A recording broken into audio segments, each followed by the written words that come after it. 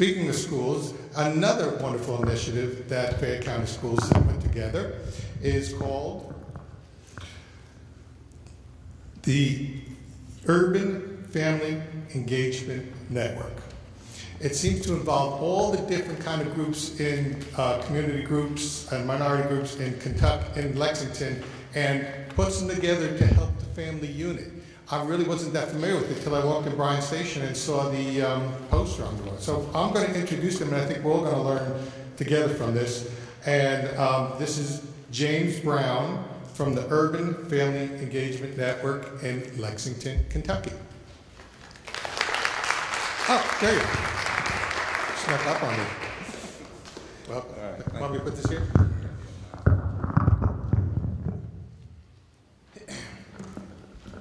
Yeah, I'm not the best public speaker, so bear with me if I stammer and stutter every now and then. But I'm James Brown. I'm with the 16th District PTA, and one of my duties under that role is to lead the Urban Family Engagement Network. And what that is a few years ago, the National PTA recognized that parent involvement and parent engagement is one of the components that was lacking in the student achievement. So what they did is they partnered with MALDIF and partnered with Target to form a grant for urban cities to build a network and go out and engage parents. And the first round of cities that were approved, it was 6 different cities. In the second round, it was 5 different cities, and Lexington was one of them.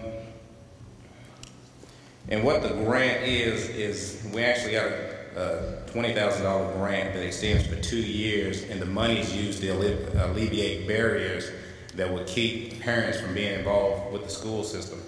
So what we do is we have a training, and when we first got it, it was actually 12 sessions. We narrowed it down to 9 sessions of different topics that we go through and train and educate parents on things they need to know about being involved with the school system.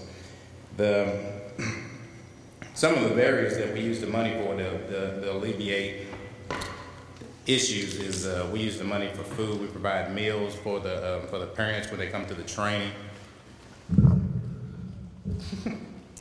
Sorry, we provide meals for parents when they come to the training. We provide child care for parents when they come to the training, and we can also provide transportation. If transportation is an issue, we can get with those parents and see if we can eliminate that barrier as well. The 9 sessions that we have, the first one is actually parent orientation and parents' rights and responsibilities. We kind of go through, what your rights are as far as the information that you can obtain as far as your child's progress and your child's education. And then we also go through the letting parents know that part of their responsibility as a parent is to be their child's first educator. A lot of times we think about sending kids to school and that the sole responsibility of educating a child is on the school teachers and the people in the school when in all actuality, your child spends more time with you, so it's kind of your responsibility to be that child's educator and to support what's going on at the school system. Another session that we have is the parent-teacher partnership, where we talk to parents about what to expect, from their teacher, what to expect when they have conferences with their teachers about their students, what questions they should ask, what kind of information they should expect to receive, and just to kind of make parents feel more comfortable with meeting with the teachers. Because I know one of the things that Dr. Shelton said earlier is that unwelcoming schools is a barrier with student achievement, and sometimes it's not the schools that are unwelcoming, it's the experiences that the parents have or had with the school that keep them from engaging the school and going to the school and finding out how their child's progressing. Another session that we have is the structure and function of the school site. We actually break down the hierarchy of the school system, the roles and the responsibilities of the teachers, the roles and responsibilities of the lady at the front desk, the attendance clerk, the guidance counselor, the principal, and then we'll go on to the next session because they pretty much build upon each other, because the next session is the structure and function of the school district. And it kind of breaks down the responsibilities of the school board, the superintendent. It actually goes through the hierarchy of if you have an issue with something that's going on at the school or your student, who you need to talk to and what level that's at, whether it's at the school level or whether it's at the district level. And then, you know, once the problem gets beyond the school, there's directors for each school, and we actually outline that and kind of go through that as well. Another session that we go through is effective communication and an introduction to action plan. The importance of effective communication is because if you have an issue or if you have a problem, or if, you know, it doesn't always have to be a negative thing, but if you can't communicate effectively, then you run into a brick wall a lot of times. I mean, if you have an issue that needs to be addressed, but if you have problems getting that issue out, then the issue doesn't get addressed. It just keeps progressing and becomes a bigger problem. So we think that it's important that you communicate effectively. And another big component of this whole training is the build relationships and teach parents or to show parents how to interact with each other, because another session we're going to facilitating meetings and working together as a team. And I know I mentioned the introduction to an action plan. The whole program is project based. At the end of all the sessions, we kind of ask the questions to the parents of issues that they think that they need to address, and actually help the parents develop an action plan to develop a project to address it. And we actually go through the steps and help you break it down and get to the root cause of the problem, because a lot of times you have a problem, but unless you ask the right questions, you don't necessarily get to the root cause. Another session we talk about the responsibilities of leadership. Then we go into the politics of education, and then I guess some of the main points of the whole program is that we figure that if we help educate parents and make them more aware of what's going on, then they feel more comfortable approaching school employees, school staff, and they just feel more prepared when they go into the school system, and don't necessarily get to where they don't feel like they know what they're talking about and don't go.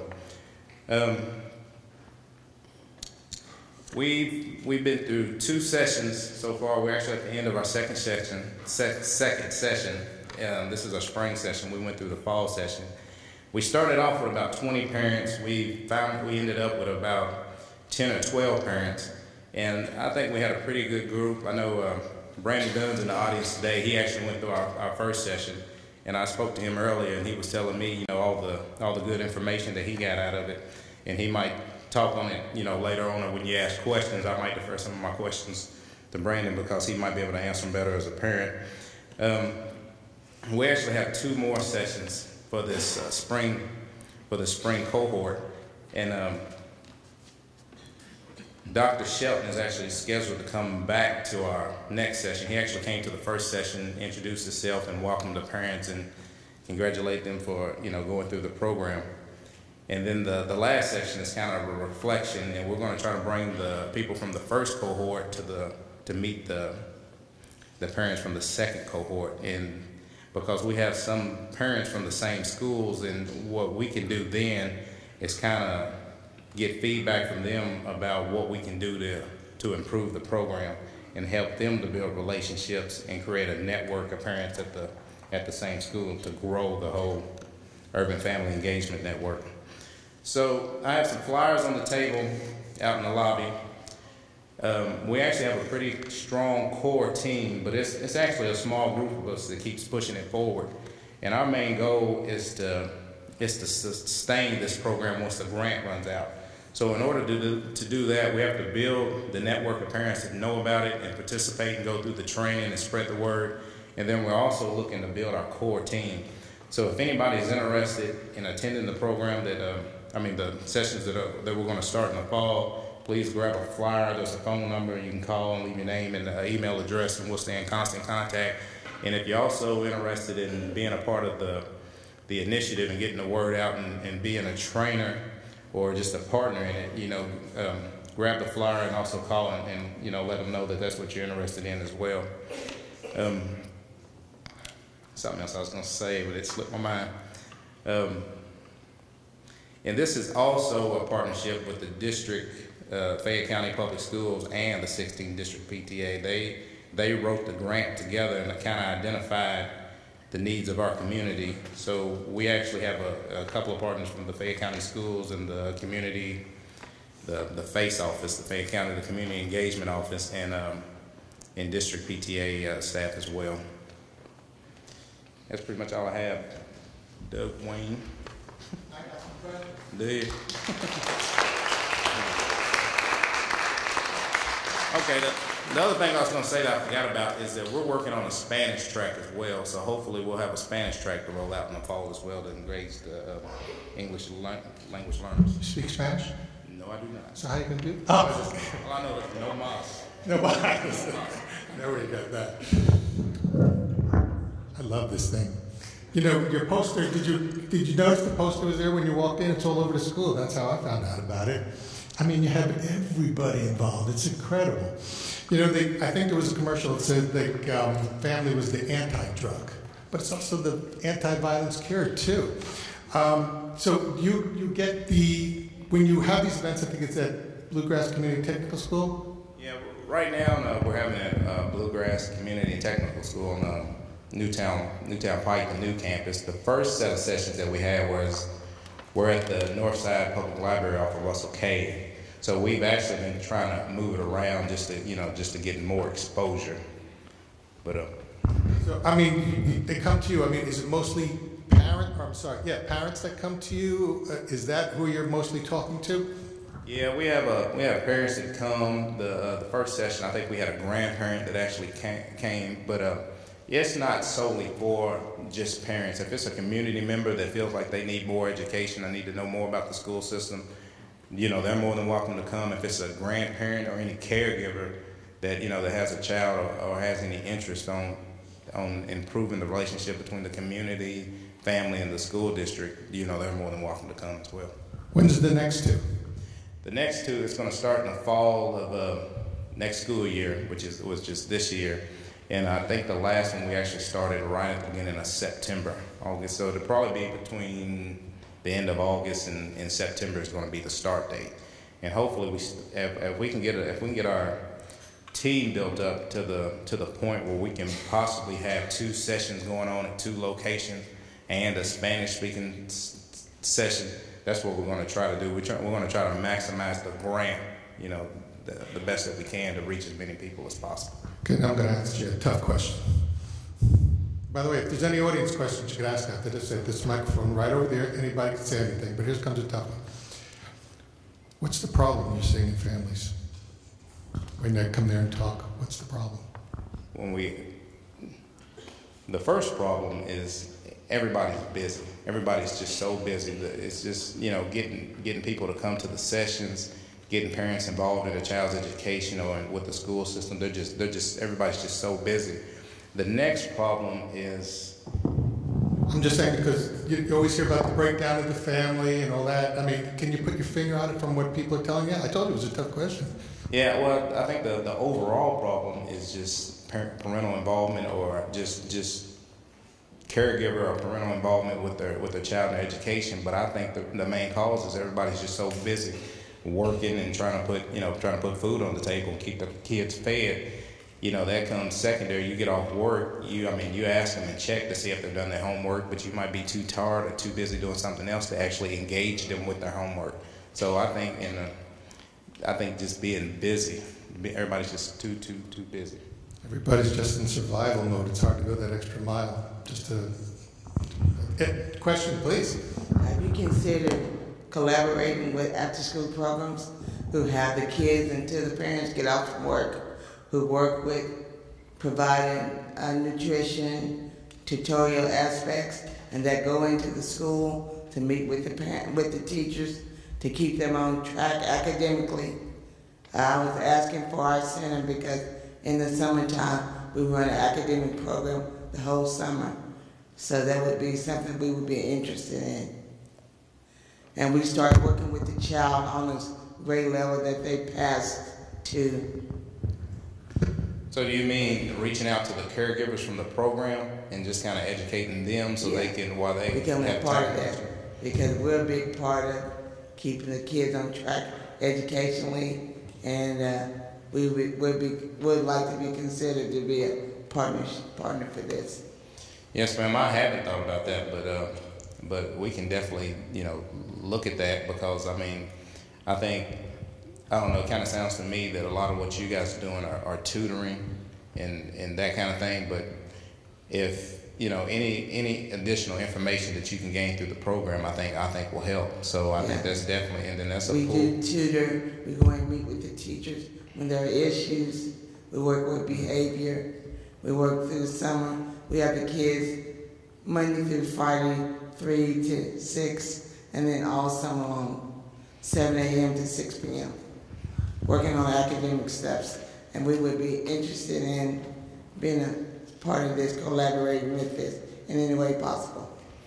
Yeah, and then I think you guys can also help us out as far as recruiting parents, sending the information home and letting the kids know that, so-and-so said they went through this training and they learned this, and that this might be something that you're interested in. So we can definitely partner with you and get you that information. More academic, more after school programs than us.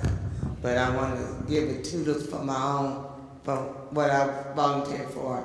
That we kind of keep the fires going until the parent gets off from work.